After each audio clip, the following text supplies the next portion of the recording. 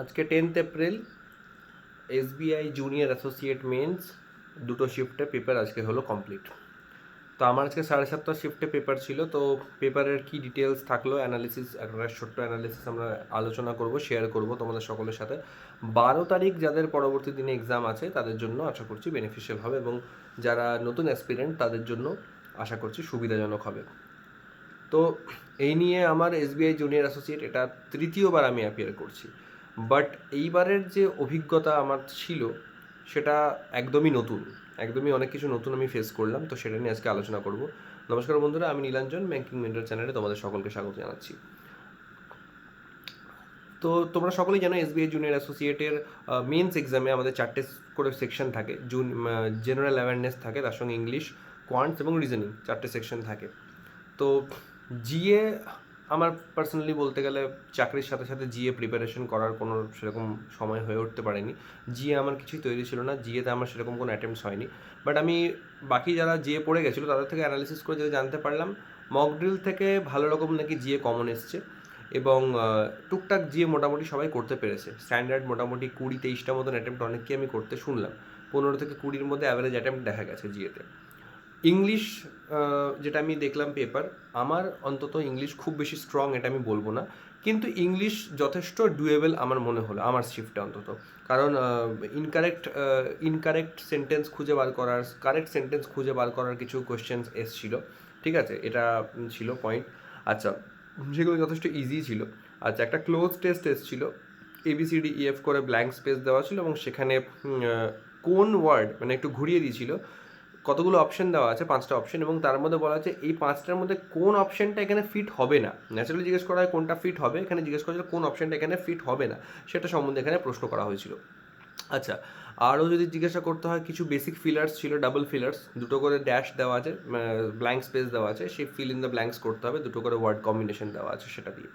আচ্ছা, তার সাথে যদি একটু মেমোরাইজ করি, একটু, হ্যাঁ, একটা অবশ্যই এটা প্যারাজাম্বল ছিল, একদম লাস্টের দিকে একটা প্যারাজাম্বল ছিল, সম্ভবত 7টা সেন্টেন্সের প্যারাজাম্বল ছিল।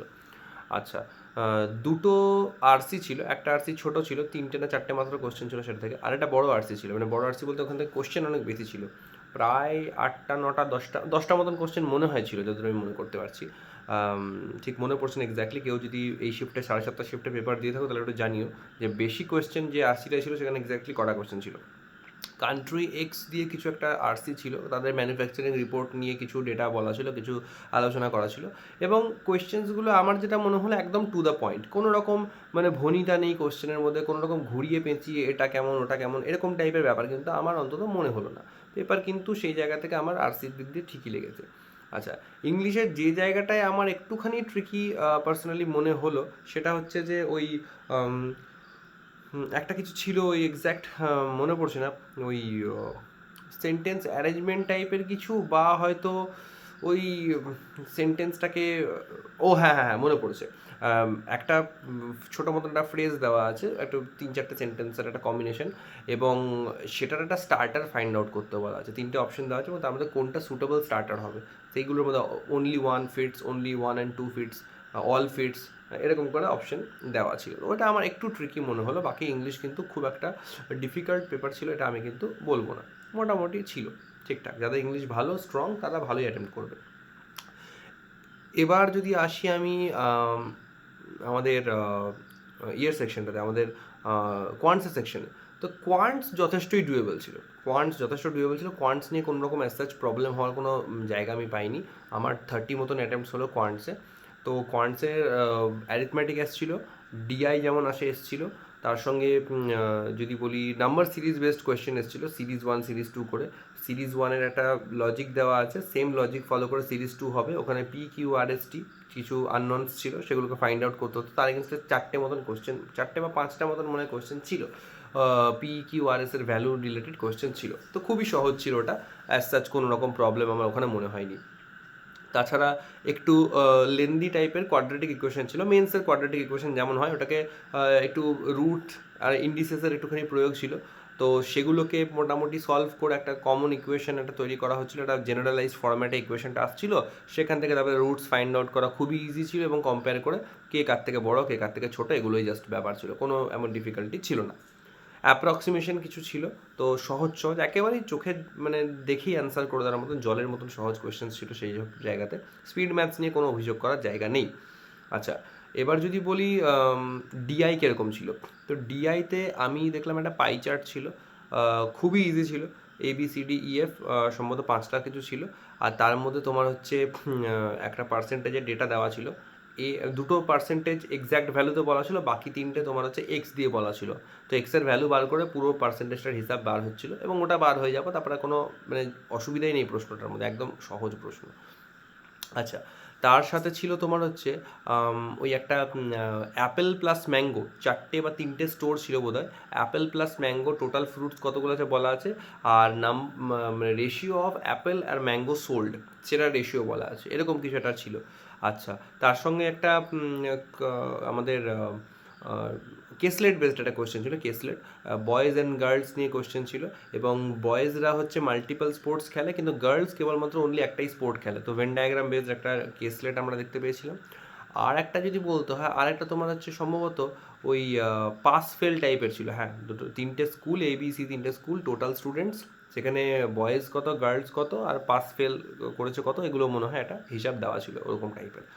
তো বাকি অ্যারিথমেটিক মোটামুটি এসেছিলো।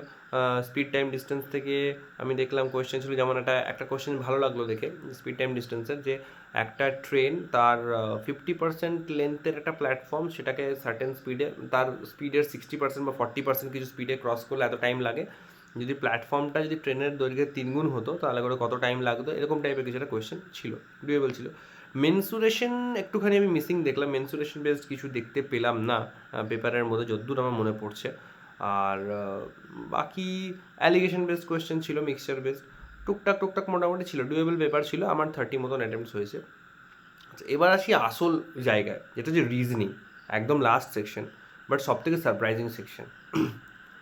আমি রিজনিং সেকশনে ভালো রকম এক্সপেরিমেন্ট দেখতে পেলাম এইবার, কারণ এতকাল আমি যখন মেন্স দিয়েছি কখনোই ক্রিটিক্যাল রিজনিং আমি 5টা বা 4টের বেশি আমি কিন্তু দেখিনি সেরকম পেপারের মধ্যে। এইবারে দেখলাম মোর দ্যান 10, প্রায় 12 থেকে 15টা মতন মেবি হতে পারে, আমি ঠিক কাউন্ট করিনি এক্স্যাক্ট, বাট আমার মনে হলো মোর দ্যান 10 তো বটেই।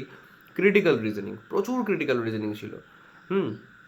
ন্যাচুরালি ক্রিটিক্যাল রিজনিং এমন একটা সেকশন যেটা খুবই ডাউটফুল একটা সেকশন হয়, মানে মানে চান্সেসের ওপর বেস করে হয় জিনিসপত্র, একদম অ্যাকিউরেসি মেনটেন করা ডিফিকাল্ট হয়ে যায়, তাই আমি পার্সোনালি ক্রিটিক্যাল রিজনিংটা একটু অ্যাভয়েডই করি, এবং সেই অ্যাঙ্গেল থেকে দেখলাম ক্রিটিক্যাল রিজনিংয়ের ওয়েটেজ এতটাই বেশি হয়ে গেছে যে ওই জায়গাতে মিসেলেনিয়াস কোয়েশ্চেন অনেকটা কম হয়ে গেছে, ওর জায়গায় মিসেলেনিয়াস কোয়েশ্চেন্স কিন্তু এক্সপেক্টেড ছিল, যেটা নর্মালি এসে থাকে। আচ্ছা, মিসেলেনিয়াস সেকশনের মধ্যে যেগুলো দেখলাম তার মধ্যে ছিল হচ্ছে ওই রো বেসড রেজাল্টেন্ট, 3খানা রো দেওয়া আছে, তাদের রেজাল্টেন্ট বার করা, সেই রেজাল্টেন্ট ক্যালকুলেশনগুলো এমন কিছু ডিফিকাল্ট ছিল না, বাট একটু লেন্দি লাগলো আমার করতে গিয়ে, ক্যালকুলেশন করতে একটু লেন্দি মনে হলো। আচ্ছা, কোডিং ডিকোডিং ছিল, লজিক্যাল কোডিং। আচ্ছা, তার সঙ্গে হচ্ছে ইনপুট আউটপুট একটা দেওয়া ছিল, পাজলস যেরকম ছিল তাতে করে একমাত্র, হ্যাঁ, মিসেলেনিয়াস আর একটা সেকশন ছিল, সেটা হচ্ছে কোডেড ইনইকুয়ালিটি ছিল, বাকি সিলগ বা ব্লাড রিলেশন নর্মাল যেগুলো হয় এরকম টাইপের কিন্তু কিছু ডাইরেকশন ডিস্টেন্স এরকম টাইপের কিন্তু মিসেলেনিয়াস সেকশন একদমই দেখা যায় না। অন্যান্যবার আমি পেপার দিতে গিয়ে মোটামুটি কিছু না হলে 18 মার্কস মতন বা 15 মার্কস মতন আমি মিসেলেনিয়াস কিন্তু পেয়েই থাকি, হ্যাঁ, তো ওগুলো কিন্তু হয়ে যায় নর্মালি, কিন্তু এইবারে দেখলাম সেটা অনেকটাই মিসিং। আমার কতগুলো কোয়েশ্চেন অ্যাটেম্প্ট করলে আমি সম্ভবত 18টা বা 20টা মতন মনে রিজনিংয়ে অ্যাটেম্প্ট করতে পেরেছি, খুব বেশি হয়নি। তার মধ্যে আমার 2টো পাজল আছে অলরেডি, হ্যাঁ, তো বুঝতেই পারছো যে মিসেলেনিয়াস কতটাই কম এসেছিল। আর আবার যদি বলি এখান থেকে যে পাজলস কীরকম এসেছিলো, পাজলের মধ্যে আমি যেটা প্রথমে সলভ করলাম যেগুলো, সেগুলো আগে আলোচনা করবো। হ্যাঁ, ডেটা সাফিসিয়েন্সি কিছু এসেছিলো, 5-6টার মধ্যে ডেটা সাফিসিয়েন্সি এসেছিলো, সেটা একটা পজিটিভ সাইন। সব মানে linear sitting arrangement, circular sitting arrangement, এরকম টাইপের কিছু বেসিক জিনিসপত্র নিয়ে, তারপরে তোমার হচ্ছে 6টা ফ্লোর বা 6টা ডে এরকম টাইপের কিছু ছিল পাজল, ওগুলোর ওপর এসেছিলো। আর যদি বলি পাজলের মধ্যে যেগুলো এসেছিলো, একটা স্কোয়ার সিটিং অ্যারেঞ্জমেন্ট ছিল উইথ ব্লাড রিলেশন। আচ্ছা, তার সাথে একটা যেটা এক্সপেরিমেন্টাল একটু মনে হলো, একটু ভালো কোয়েশ্চেন ছিল, সেটা হচ্ছে 9জন বা 8জনের কোনো একটা পার্সনের গ্রুপ ছিল যারা হচ্ছে মাউন্টেন ট্রেকিং করছে, হ্যাঁ, তো হাইকিং করতে ওদের 1 ঘন্টা বা সামথিং সময় লাগছে, মাউন্টেন টপে গিয়ে ওরা কিছুক্ষণ রেস্ট নিচ্ছে, তার একটা ডিউরেশন আছে, আবার ফিরে আসছে হাইকিং, মানে আবার মানে নিচে ফিরে আসছে, তার একটা কিছু টাইমিং আছে, এবং সেই হিসেবে কোন কোন টাইমে ওরা হাইকিং স্টার্ট করেছে সেগুলোর একটা হিসাব দেওয়া আছে, ওরকম একটা ছিল। আচ্ছা, তার সাথে 3টে মান্থ, একটা ইজি ছিল 3টে মান্থ এবং তার 3টে ডেট দেওয়া ছিল, তার মধ্যে কারা কারা গ্র্যাজুয়েশন করেছে 9জনের ডেটা দেওয়া ছিল, আর হচ্ছে তাদের প্লেসেস দেওয়া ছিল, হোম গ্রাউন্ড বা হোম টাউন কিছুটা দেওয়া ছিল, এরকম টাইপের কিছু ব্যাপার ছিল। আর একটা নর্মাল কোয়েশ্চেন ছিল ওরকমই, সম্ভবত হ্যাঁ একটা 6জনের একটা গ্রুপ ছিল maybe, if I am not wrong, 6জন বা 8জন একটা গ্রুপ ছিল এবং তারা হচ্ছে এক্স আর ওয়াই দুটো স্লট আছে উইকে, সেই স্লটে তারা হচ্ছে গেমস খেলছিল, এরকম টাইপের একটা ছিল, ওটা একটু ট্রিকি মনে হয়েছিল আমার। আর যদি বলি আর একটা কোয়েশ্চেন ছিল সম্ভবত ওরকমই ডে বেসড কিছু একটা, ডে বেসড বা ফ্লোর বেসড কিছু একটা কোয়েশ্চেন মনে ছিল, ওটা লাস্টেরটা আমার ঠিক মনে পড়ছে না। তো এরকম টাইপের ছিল। রিজনিং সেকশন আমাকে সত্যি খুব সারপ্রাইজ করেছে এবং শুধু আমাকেই নয়, ম্যাক্সিমাম ক্যান্ডিডেটদের আমি 20-র নিচেই অ্যাটেম্প্ট দেখতে পেলাম রিজনিংয়ে। ওকে, খুব কমই দেখলাম 20-র ওপরে কেউ অ্যাটেম্প্ট করতে পেরেছে। তো রিজনিং সেকশনটা সত্যি একটু এক্সপেরিমেন্টাল লাগলো আমার, বিশেষ করে এতগুলো ক্রিটিক্যাল রিজনিংয়ের যে পুশ, এটা না থাকলে পরে আই হোপ মানে আর একটু বেশি অ্যাটেম্পটস লক্ষ্য করা যেত। অনেকেই খুব নার্ভাস হয়ে আছো যে রিজনিং সেকশনটা কম অ্যাটেম্প্ট হয়ে গেল, ওভারঅল অ্যাটেম্পটস খুব বেশি হলো না, এরকম নিয়ে। তো আমি এটুকুই বলবো, পেপার দেখে আমার যেটা মনে হলো নর্মালাইজেশন একটা বিরাট বড় ফ্যাক্টর হতে চলেছে। কার কত ফিগার্সে অ্যাটেম্প্ট হয়েছে, নাম্বার অফ কোয়েশ্চেন্স কত করেছে, সেটার দ্বারা কিছু বিচার করা এখন সম্ভব নয়। এখন পুরোটাই ডিপেন্ড হচ্ছে নর্মালাইজেশন কী রোল প্লে করছে, 12 তারিখের এক্সামের দুটো শিফট কীরকম হচ্ছে, বা আমি জানি না এক্স্যাক্টলি দুটো শিফট আছে না একটা শিফট আছে, আমার ঠিক জানা নেই। তো মোট কথা সেই সেকেন্ড ফেজ এক্সাম যেটা হবে তার উপর ডিপেন্ড করছে। টোটাল সমস্ত শিফট অ্যানালিসিস করে তারপর নর্মালাইজেশন কীরকম হবে তার উপর ডিপেন্ড করছে ফাইনাল স্কোর কী দাঁড়ালো। একটা জিনিসই বলবো সবাইকে, অহেতুক এটা নিয়ে নার্ভাস না হতে, খুব ভালো পেপার হয়েছে বা খুব খারাপ পেপার হয়েছে বা মাঝামাঝি পেপার হয়েছে এগুলো নিয়ে না ভাবনা চিন্তা করতে। তার কারণ হচ্ছে যেটা তোমার করার সেটা তুমি করে দিয়ে চলে এসছো, এরপর তোমার হাতে কিছু নেই, ভাবনা চিন্তা করলে তোমার পেপারটা কিছু ইম্প্রুভমেন্ট হবে না। বরং সামনে আর জাস্ট কয় মাসের মধ্যে কিন্তু আরআরবি পিও মানে RRB PO clerk tentative notification কিন্তু অ্যানাউন্স হওয়ার কথা আছে, ঠিক আছে।